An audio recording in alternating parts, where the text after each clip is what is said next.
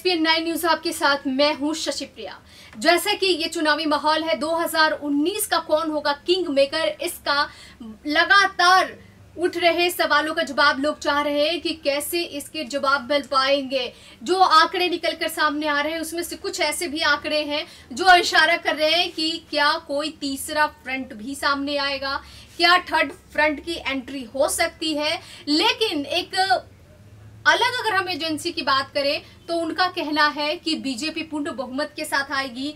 ये तो आने वाले वक्त में पता चलेगा।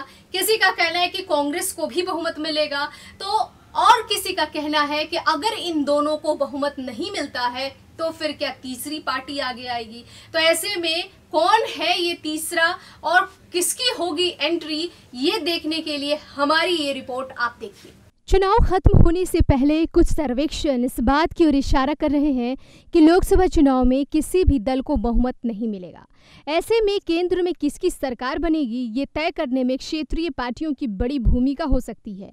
बात अगर पश्चिम बंगाल की मुख्यमंत्री ममता बनर्जी के नेतृत्व वाली तृणमूल कांग्रेस और चंद्रबाबू नायडू की टीडीपी की करें तो ये दोनों भी केंद्र में सरकार गठन में भूमिका निभा सकती हैं।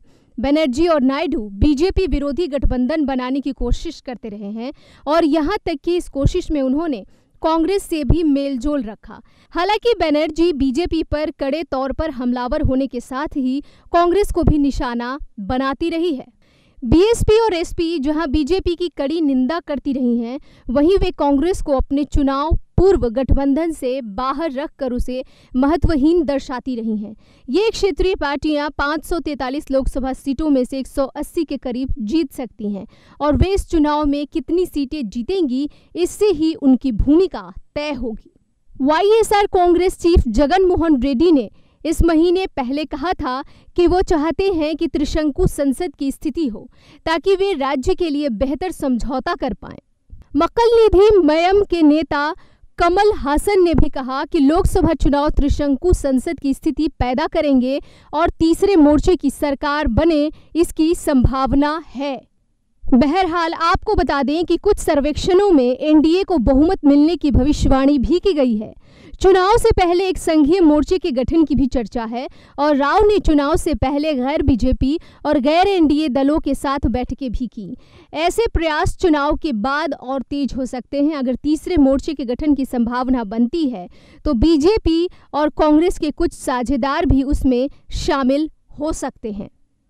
तो आपने देखा कि किस तरीके से चुनावी मैदान में तमाम राजनीतिक दल पहुंच चुके हैं और हर कोई चाहता है कि वो किंग हो, 2019 का जो ताज है उनके सर पर बंधे। लेकिन देखने वाली बात होगी कि आखिर किसके सर सेहरा बंधेगा, किसे मिलेगी कुर्सी, 2019 का आखिर कौन होगा किंग। तो फिलहाल हमें थोड़ा सा इंतजार करना होगा क्योंकि अभी तो बहुत सारे चुनाव के जो चरण है वो बाकी है।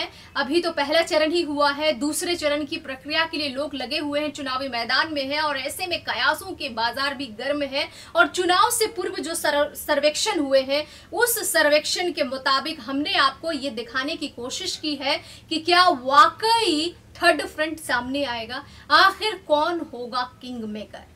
तो इसी के साथ ही एसपीएन 9 न्यूज में इतना ही। दीजिए इजाजत, नमस्कार।